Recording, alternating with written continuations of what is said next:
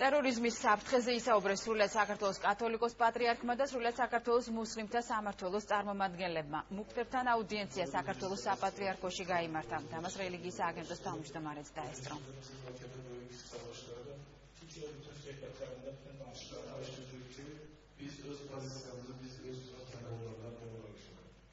ფიქრობ, რომ ეს ბოლო მოვლენები ვიწერნახებს ჩვენ იმის შესახებ, რომ ჩვენ უნდა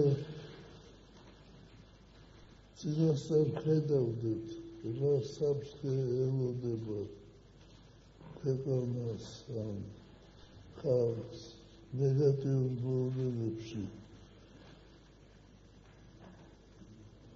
მუსულმანურ რელიგიას არ აქვს კავშირი და ეს თვითონ ადამიანების პროექტი ადამიანების მოქმედება. მე იმედი მაქვს, რომ ეს შეხვედრები გაგრძელდება მომავალშიც, იქნება უფრო ხშირი, რადგან ჩვენ ვაჩვენებთ ამ მსოფლიოს, რომ ჩვენ ვართ ტოლერანტები, ჩვენ გვიყვარს ერთმანეთი, ჩვენ ვართ ქართველები და ერთმანეთის სიყვარულში, რა თქმა უნდა, ვერავინ თუ ვერ შეიტანს და ვერავინ ვერ დაგიშავებს. დიალოგის ფონზე დემონსტრირება მოხდა ტოლერანტობისა და თანამშრომლობისა, რაც ყოველთვის არსებობდა.